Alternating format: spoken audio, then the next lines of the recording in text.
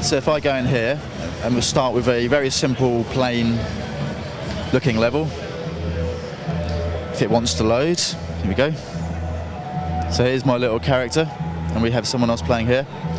So I've got, you know, the basic controls, very simple, run left and right, jump, and I can do silly things with the head like this, etc., etc.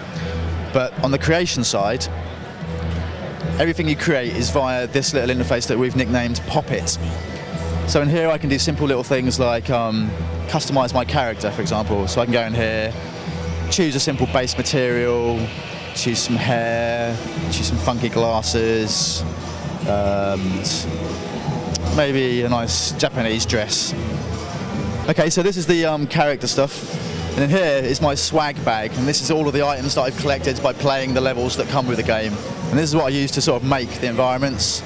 So I can go in here and I can choose like a simple sticker, for example. So I can go like this. It's really easy, just left stick positions, and the right stick I can change the size and rotation of something. And then it's just simply pressing X, and it stamps it down into the world. So this is a little level that I made earlier just to demonstrate the tools. So I've got these little pits. So what I can do is, probably the simplest thing that you can do as a player is just to place pre-made objects. So I can go into my inventory and select something like this weaved basket here. Again, just like the stickers, I'm positioning, I can rotate, and I just press X to stamp it into the world. I can go back in here, choose another object, put that there.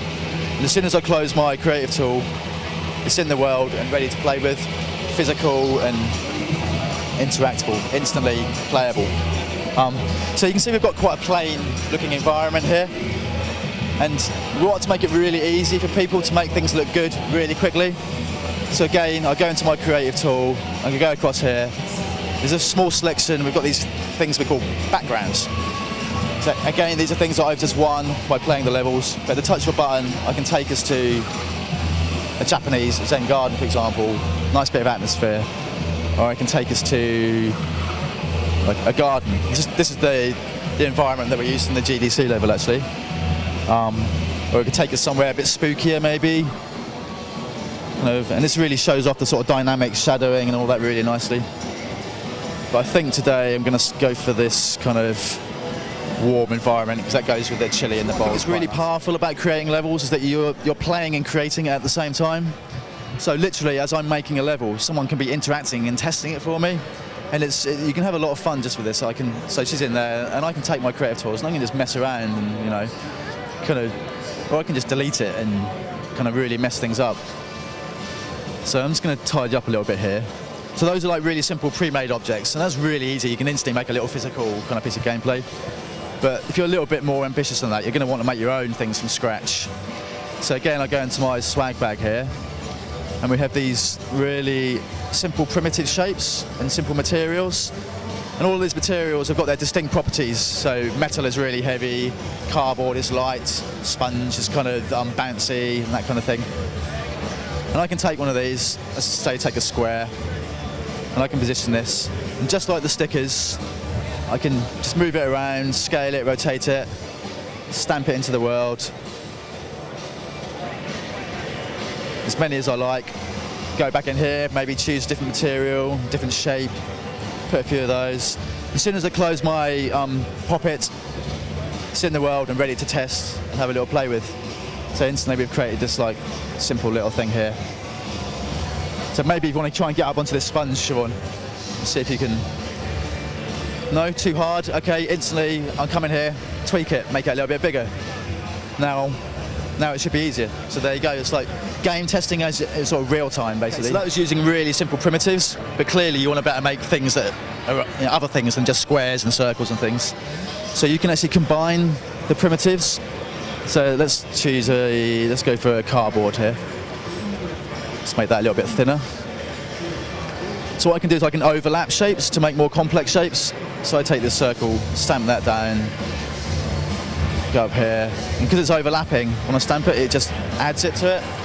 So you can really pretty much create any shape you like that. So let's make a silly little man here, maybe. Let's give it some arms.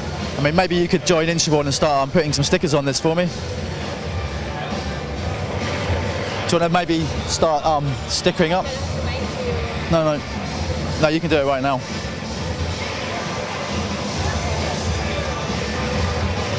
So instantly I've made a silly little man, and you can like mix and match the materials too. So if I take this sponge over here and kind of overlap it into his hair, you can see it neatly sort of cuts it all out for you.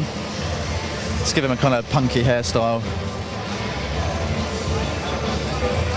So that's like adding shapes, and I can also cut out shapes as well. So if I come down here, use this special material, I can, you know, maybe just cut a big hole in his stomach, or give him some like kind of claw feet or something, I don't know.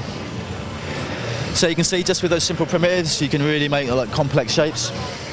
And again, it's in the world and it's just physical, ready to roll. Nice. That's a bit scary, but I kind of like that. I'll tell you what, I'm gonna make it some little steps here. In fact, so if we come over here, Siobhan, I'm going to show you something that's even more exciting, and that's the concept of being able to bolt things together so you can create articulated contraptions.